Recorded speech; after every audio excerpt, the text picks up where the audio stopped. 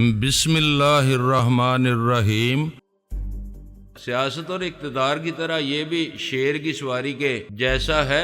جب تک آپ اس پر سوار رہتے ہیں اور یہ سیدھا چلتا رہتا ہے تب تک یہ ٹھیک رہتے ہیں۔ جو ہی یہ آپ کے اختیار سے باہر ہوتا ہے فوراً آپ کے سینے پر سوار ہو جاتا ہے، آپ کے دماغ کو معاف کر دیتا ہے، حواس کو چیر پھاڑ ڈالتا ہے اور صحت کو چبا جاتا ہے۔ نفع نقصان کو زندگی موت کا مسئلہ بنا لینے والے میرے خیال میں بڑے گھاٹے میں رہتے ہیں۔ وہ بہت کچھ ہوتے ہوئے بھی زندگی کی کسی نعمت سے لطف اندوز نہیں ہوتے۔ وہ نوجوانی اور نا تجربے کاری کے دور میں بھی بڑے پتے کی باتیں کر رہا تھا۔ مجھے اس نظریے کا قائل ہونا پڑا کہ تجربہ اور عقل و دانش عمر کی محتاج نہیں ہوتی۔ وہ بات جاری رکھتے ہوئے بولا، ابو نے اپنا سب کچھ بیچ باچ کر ادھر ادھر سے ایک ایک پائی جمع کر کے اپنی دانست میں ایک آخری داؤ کے طور پر اسی سڑک پر آپ کا یہ ہوٹل تعمیر ہوا ہے۔ یہاں سے 1.5 میل فاصلے پر ایک 20 منزلہ کمرشل بلڈنگ تعمیر کرنی شروع کی۔ پلاٹ پرایا تھا، سرمایہ ڈیڈی کا تھا۔ انہوں نے کوئی بکنگ نہیں، کہیں سے لون نہیں ملا،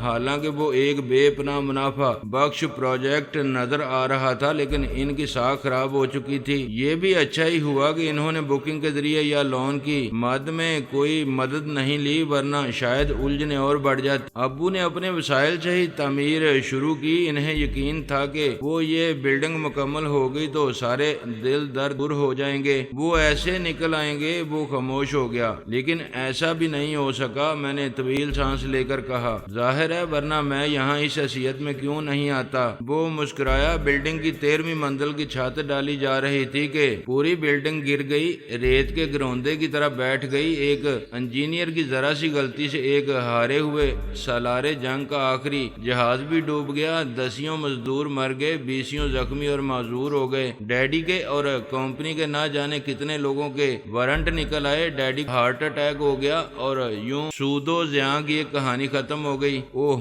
یعنی زاہد انکل بھی۔ میں نے جملہ ادھورا چھوڑ دیا۔ زاہد انکل کی شبیہ میری آنکھوں میں گم گئی۔ کیسے ہینڈسم آدمی تھے۔ راشد خالی خالی نظروں سے میری طرف دیکھتا رہا اور ارد گرد خاصا شور شرابہ تھا، لیکن میرے اندر ایک لمحے کے لیے گہرا سناٹا چھا گیا۔ راشد بہت دھیمی آواز میں بولا، وہ تو اچھا ہوا میں نے ڈیڈی کے زوال کے آخری دنوں میں یوں ہی نہ جانے کیوں شاید کسی لاشعوری احتیاط کے تحت امریکہ جا کر ہوٹل مینجمنٹ کا ایک کورس کر لیا تھا، جو یہ نوکری حاصل کرنے کے سلسلے میں میرے کام آ گیا۔ ورنہ ڈیڈی کے جاننے والے صنعت کاروں کے ہاں تو شاید مجھے کلرکی بھی نہ ملتی۔ وہ لوگ یہی سمجھتے ہیں کہ امیر زادوں سے نوکری نہیں ہو سکتی۔ وہ اپنے کاروبار میں تو ان تک محنت کر سکتے ہیں، لیکن دوسرے کی نوکری میں محنت نہیں کر سکتے۔ وہ خود احتجاجی کے سے انداز میں مسکرا دیا۔ آپ بھی اسی نظریے کے قائل ہو کر مجھے نوکری سے مت نکال دیجیے گا۔ بکواس مت کرو، میں نے دھیمی آواز میں اسے ڈانٹا۔ ایک سوال دیر سے میری زبان پر مچل رہا تھا، جب وہ ہونٹوں تک آیا تو میری دھڑکنیں قدرے تیز ہو گئیں۔ رحیلہ آج کل کہاں ہے، کیسی ہے؟ اس کی زندگی پر تو تباہی کے سائے ڈیڈی کے زوال سے پہلے ہی پڑنا شروع ہو گئے تھے۔ وہ ہاتھ ملتے ہوئے بولا، دولت کی ہوس عجیب چیز ہے۔ یہ ہوس آج تک میری سمجھ میں نہیں آئی کہ یہ کیوں کر انسان کو ایسا دیوانہ بنا دیتی ہے۔ رحیلہ کے شوہر جمیل کا خاندان آپ کو معلوم ہی ہوگا، لاکھ پتیوں کا خاندان تھا، لیکن شادی کے کچھ عرصے بعد ہی رحیلہ کو اور ہمیں احساس ہوا کہ انہوں نے مزید دولت کے لالچ میں ہم سے رشتہ جوڑا تھا۔ شادی پر بھی ہم سے جو ہو سکا تھا کیا تھا، لیکن اس کے تھوڑے ہی عرصے بعد جمیل کی بڑی بڑی فرمائشیں شروع ہو گئی تھیں۔ اس وقت تک تو ڈیڈی کا باقاعدہ زوال بھی شروع نہیں ہوا تھا، اس لیے انہوں نے اس کی کئی فرمائشیں پوری بھی کی، لیکن اس کے بعد ایک تو وہ خود الجھنوں میں پھنسے رہنے لگے، دوسرے خود رحیلہ کو یہ سلسلہ بہت برا محسوس ہونے لگا۔ اس کا مطلب یہی تھا کہ اس کی محبت، اس کی شخصیت اور اس کے خلوص کی کوئی اہمیت نہیں تھی۔ سارا سلسلہ بس لین دین کا، بلکہ یوں کہیے کہ صرف لین ہی لین کا تھا۔ اسے رحیلہ نے صریحاً اپنی توہین محسوس کیا۔ اس نے ڈیڈی کو سختی سے منع کر دیا کہ وہ جمیل کی کوئی خواہش پوری نہ کریں۔ اس کے بعد ہی ہم پر یہ عقدہ کھلا کہ وہ کتنا بڑا بدماش تھا۔ اس نے محض ہم لوگوں کو پھانسنے کی حد تک اپنے اوپر تہذیب و شائستگی کا خول چڑھایا ہوا تھا۔ رحیلہ سے اس کا رویہ تو شادی کے چند دن بعد ہی بدل گیا تھا۔ اس کا اصل روپ سامنے آنے لگا تھا، لیکن جب اس کی بڑی بڑی فرمائشیں پوری کرنے کا سلسلہ بند ہوا تب تو اس نے رحیلہ کو باقاعدہ اذیتیں دینا شروع کر دیں۔ شرابی، عیاش اور بد اعتبار تو وہ پہلے ہی تھا، اس کے بعد تو اس نے بہت ہی نچلے طبقے کے جاہلوں کی طرح رحیلہ کو مارنا پیٹنا بھی شروع کر دیا۔ وہ جسم پر اذیت رسانی اور زخموں کے نشانات لے کر واپس آتی شوہر کے ہاں۔ اس کے دن کم گزرتے اور میکے میں زیادہ معلوم نہیں جمیل ذہنی طور پر بیمار تھا یا کیا بات تھی۔ میں آپ کو اس کی اذیت پرستی کی ایک مثال بتاؤں؟ وہ ایک لمحے کے لیے خاموش ہو گیا، گویا اس کی سمجھ میں نہ آ رہا ہو کہ وہ مثال بیان کرنا مناسب رہے گا یا نہیں۔ میں خاموشی سے اس کی طرف دیکھتا رہا، آخر کار وہ بولا، وہ جب شیو بناتا تھا تو واش بیسن میں شیو کا جو جاگ اور بالوں والا پانی جمع ہوتا تھا، رحیلہ کو وہ پینے پر مجبور کرتا تھا۔ وہ نہیں مانتی تھی تو اس کی گردن پکڑ کر زبردستی اس کا منہ اس پانی میں ڈبوتا تھا، بلیڈ سے چرکے لگاتا تھا۔ آخری دنوں میں تو وہ کچھ ایسا ہونے لگا تھا جیسے رحیلہ دوسری جنگ عظیم کے زمانے کی اتحادی فوجی ہے اور نازی کیمپ میں پھنسی ہوئی ہے۔ ظاہر ہے اس کا انجام طلاق ہی ہو سکتا تھا۔ صرف 1.5 سال میں یہ کہانی بھی ختم ہو گئی۔ شادی کے صرف 1.5 سال بعد وہ طلاق لے کر گھر بیٹھی۔ اس نے ایک طویل سانس لی اور کھنکار کر گلا صاف کرتے ہوئے بولا، ہم دونوں بہن بھائی آج کل ساتھ ہی تو رہتے ہیں۔ کلفٹن پر 2 بیڈ روم کے ایک چھوٹے سے فلیٹ میں ہم رہ رہے ہیں جو کرائے کا ہے۔ رحیلہ مجھ سے بھی پہلے سے جاب کر رہی ہے، وہ ایک ایڈورٹائزنگ ایجنسی میں آرٹسٹ ہے۔ آپ کا یہ ہوٹل بھی اسی ایجنسی کا کلائنٹ ہے، لیکن شاید آپ کو یہ بات معلوم نہ ہو، اسی لیے تو رحیلہ کی زبانی مجھے پہلے ہی پتا چل گیا تھا کہ ہوٹل کے لیے فلاں فلاں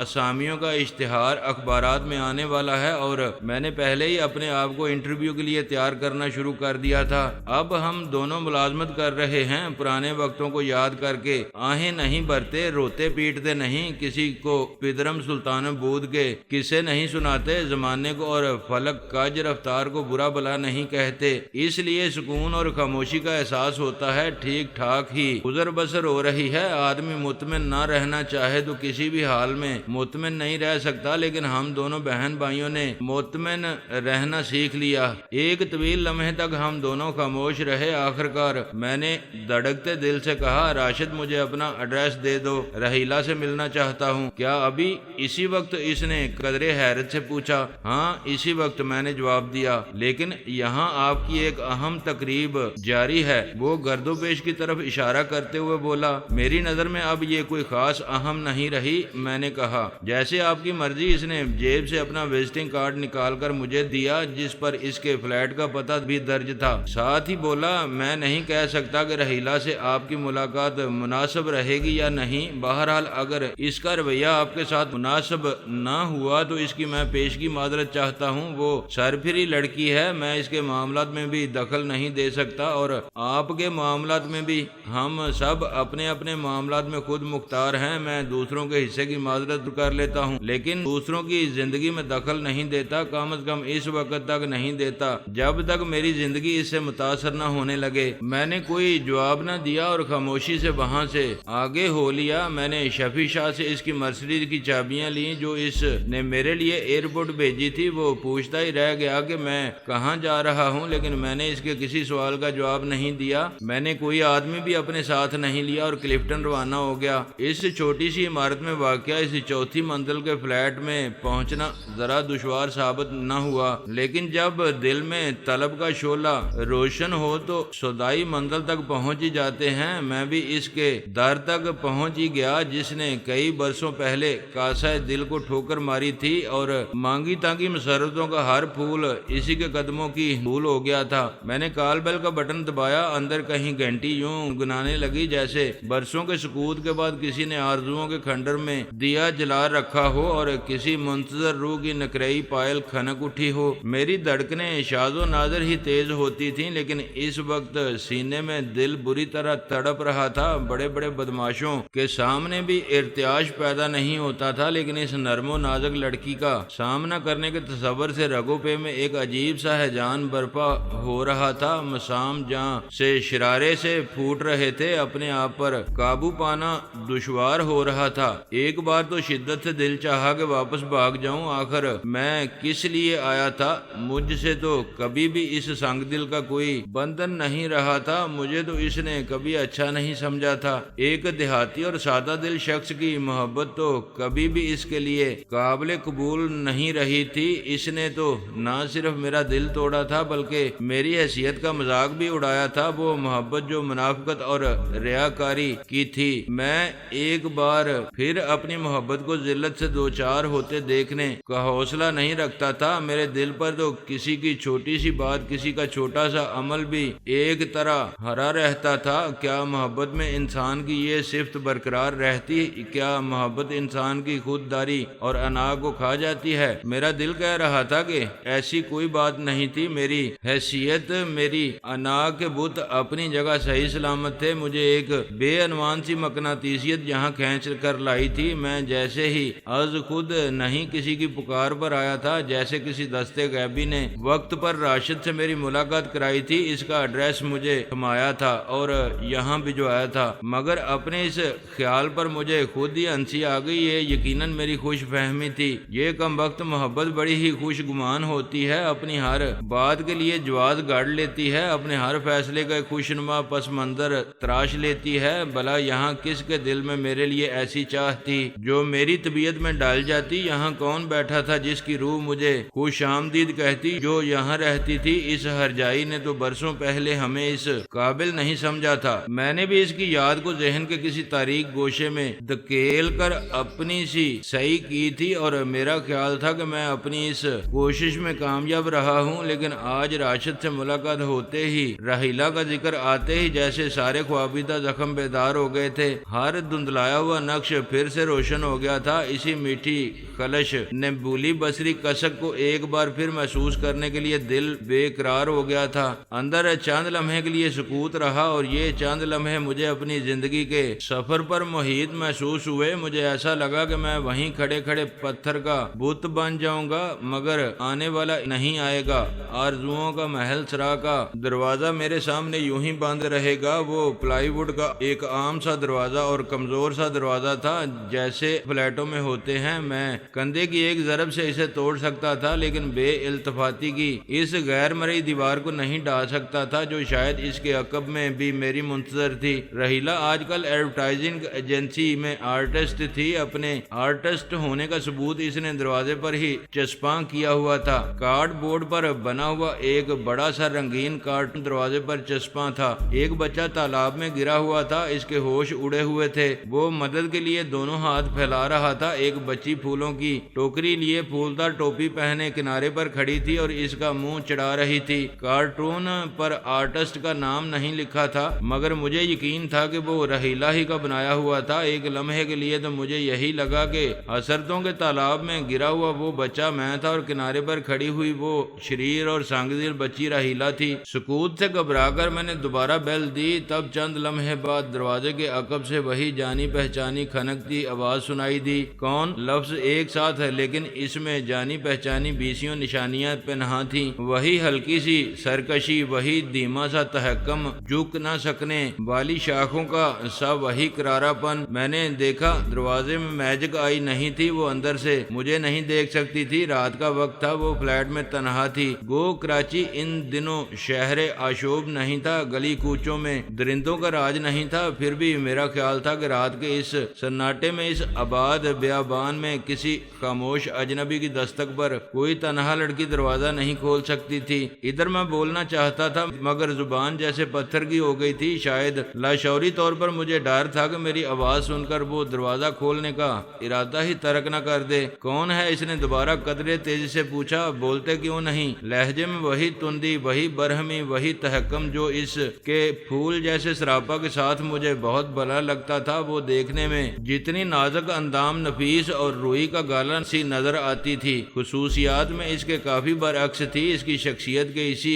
تضاد میں میرے لیے ایک انوکھی کشش تھی، مگر پچھلے چند برسوں میں اس میں نہ جانے کیا کیا تبدیلیاں آ گئی ہوں۔ میں نے سوچا خصوصاً جب کہ یہ برس خوشگوار نہیں گزرے تھے۔ یہ میں ہوں۔ غیر ارادی طور پر میرے حلق سے عجیب بیٹھی بیٹھی سی آواز نکلی جو خود میرے لیے بھی ناقابل شناخت تھی۔ مجھے یقین نہیں تھا کہ اس نے میری آواز پہچانی ہوگی، مگر شاید یہ لہجے کی مسکینی کا اثر تھا، اس نے ایک جھٹکے سے دروازہ کھول دیا۔ ایک مدت بعد وہ چاند چہرہ ستارہ آنکھیں سامنے تھیں، میں مبہوت سا ہو گیا۔ وہ سفید ریشمی سلیپنگ میں تھی، اس کے بورے بال جن میں ہلکا سا سنہرا پن بھی تھا اس وقت بے ترتیب تھے، مگر اس بے ترتیبی میں بھی ایک حسن تھا۔ اس کی رنگت آج بھی چاندنی کی طرح تھی، وقت کی ناگواریاں اسے دھندلا نہیں سکی تھیں، بلکہ وہ سر سے پاؤں تک ویسی ہی تھی جیسی میری یادوں کے صنم خانے میں اس کی تصویر آویزاں تھی۔ فرق صرف یہ تھا کہ وہ پہلے نوخیز تھی، کچی کچی دکھائی دیتی تھی، اب میچور ہو چکی تھی۔ موکلے جہاں نے بہار بھی دیکھ لی تھی، خزاں بھی وجود کا ثمر پک چکا تھا۔ عجیب بات یہ تھی کہ اس کی شفاف بلوری آنکھوں میں گلابی ڈورے تھے، اور یہ ڈورے نیند کے یقیناً نہیں تھے کیونکہ اس کی آنکھیں بھیگی ہوئی تھیں۔ اس کے ہاتھ میں کوئی موٹا کاغذ سا تھا، میرے لیے اس کا رد عمل قدرے غیر متوقع سا تھا۔ میرے چہرے پر نظر پڑتے ہی اسے حیرت کا شدید جھٹکا لگا، وہ ایک قدم پیچھے ہٹ گئی، لڑکھڑا سی گئی۔ اس کے ہاتھ میں موٹا سا کاغذ یا کارڈ چرمر ہو کر اس کی مٹھی میں دب گیا۔ اوہ نو، بے ساختہ اس کے منہ سے نکلا، اور اس نے دوسرے ہاتھ سے جلدی سے اپنی آنکھیں پوچھنے کی کوشش کی۔ نہیں چاہتی تھی کہ میں اس کے آنسو دیکھوں، شاید وہ اس اپنی زندگی کے تشنا و ناگوار باب کا کوئی ورق پلٹ رہی تھی۔ جبکہ میں نے کال بیل کا بٹن دبایا، شاید اس کے ہاتھ میں جمیل کی تصویر تھی، مجھے اس کی صرف سفید سائڈ نظر آئی تھی۔ بعض لوگ خوش نصیب ہوتے ہیں، وہ اپنے چاہنے والوں کو ہر اذیت دے کر مگر تنہائیوں میں چھپ چھپ کر انہی کی تصویریں دیکھ کر روتے ہیں، اشکوں کے موتی پروتے ہیں۔ ایک لمحے کے لیے وہ مبہوت سی ہو گئی، پھر سسراتی سی آواز میں بولی، مجھے یقین نہیں آ رہا کہ کوئی اتنا ڈھیٹ بھی ہو سکتا ہے۔ میں نے جملہ مکمل کیا۔ نہیں نہیں، یہ بات نہیں ہے، وہ ملائمت سے بولی۔ جس سرد مہری صفاکی اور درشتی کی میں توقع لے کر آیا تھا اس کے لہجے میں نہیں تھی۔ شاید حیرت نے ان جذبوں کو وقتی طور پر دبا دیا تھا۔ میرا دل کچھ سنبھلنے لگا۔ تم یہاں ایک دم کیسے پہنچ گئے؟ تمہاری یقیناً راشد سے ملاقات ہوئی ہوگی۔ اس کی آواز اب بھی سرگوشی سے زیادہ نہیں تھی، شاید کچھ آنسو ابھی اس کے حلق میں اٹکے ہوئے تھے۔ ہاں، میں نے اسبات میں سارا لایا، راشد سے ملاقات ہوئی تھی۔ پھر میں نے ایک طویل سانس لے کر اپنا حوصلہ مجتمع کر کے اندر آنے کے لیے بھی نہیں کہو گی، بڑے لوگ تو دروازے پر آئے ہوئے دشمن کو بھی ایک بار تو خوش خلقی سے اندر آنے کی دعوت دے دیتے ہیں۔ ہمارے درمیان دوستی نہ صحیح لیکن کچھ دشمنی بھی تو نہیں۔ اس نے ایک طرف ہٹ کر میرے لیے راستہ چھوڑ دیا۔ میں اس کے قریب سے گزر کر کمرے میں داخل ہوا۔ اس کے وجود سے دیوانہ بنا دینے والی پر اسرار خوشبو آج بھی برقرار تھی۔ وہ دروازہ بند کرتے ہوئے بولی، بڑے لوگوں کا صیغہ استعمال کر کے تم نے تند گوئی کا آغاز کر دیا ہے۔ راشد نے یقیناً تمہیں اپنے والدین کی داستان سنا دی ہوگی، تم سے تو وہ کوئی بات چھپا ہی نہیں سکتا۔ تمہیں موقع مناسب دکھائی دیا ہوگا، آگے ہوگے مذاق اڑانے کے لیے۔ ٹریجڈی یہی ہے کہ تم نے مجھے ہمیشہ انڈر ایسٹیمیٹ کیا ہے۔ میں نے تعصب سے کہا، میرے خیال میں تو تمہاری فیملی پر کوئی ایسا واقعہ نہیں ہوا ہے جس کا مذاق اڑایا جا سکے۔ مالی معاملات کا اوپر نیچے ہو جانا میری نظر میں کوئی ایسا اہم واقعہ نہیں ہے۔ نفسیاتی نفع نقصان البتہ قابل ذکر چیز ہے۔ وہ خاموشی سے وہیں کھڑی میری طرف دیکھتی رہی، میری آواز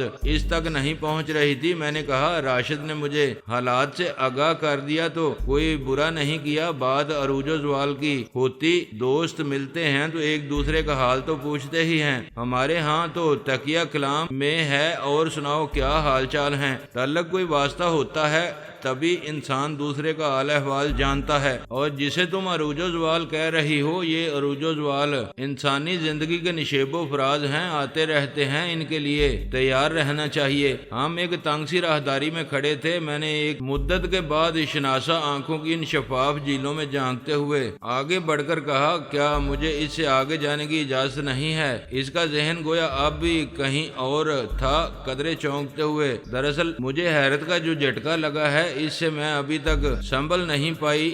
اس کے علاوہ تمہارے وجود سے دولت کی بو آ رہی ہے، تمہارے ہاتھ میں مرسیڈیز کی چابیاں ہیں، یقیناً تم نے مزید ترقی کر لی ہے۔ میری سمجھ میں نہیں آ رہا تمہیں کہاں بٹھاؤں، مجھے محسوس ہو رہا ہے کہ یہ جگہ تمہارے شایان شان نہیں ہے۔ اب اس کی بھیگی آنکھوں میں دھیرے دھیرے روشنی طلوع ہو رہی تھی، بارش کے بعد بادلوں کے عقب سے چاندنی پھوٹ رہی تھی۔ طنز کے تیر تو اصل میں تم چلا رہی ہو، الزام مجھ پر دھر رہی ہو۔ میں نے کہا وہ مجھے چھوٹے سے ایک صاف ستھرے ڈرائنگ روم میں لے آئی، اس کے رہن سہن کو غریبانہ یا اسرت زدہ تو بہرحال نہیں کہا جا سکتا تھا، لیکن جو وقت وہ دیکھ چکی تھی اس کے مقابلے میں یہ غربت ہی تھی۔ شروع میں شاید اسے یہاں اپنا دم گھٹتا محسوس ہوا ہو۔ اس کا اشارہ پا کر میں نے ایک صوفے پر بیٹھ کر ادھر ادھر دیکھتے ہوئے کہا، یہ جگہ تو میری اوقات سے بہت اونچی ہے، میرا تو اب بھی کبھی کبھار کسی تھڑے پر بیٹھ کر بچپن کے کسی دوست کے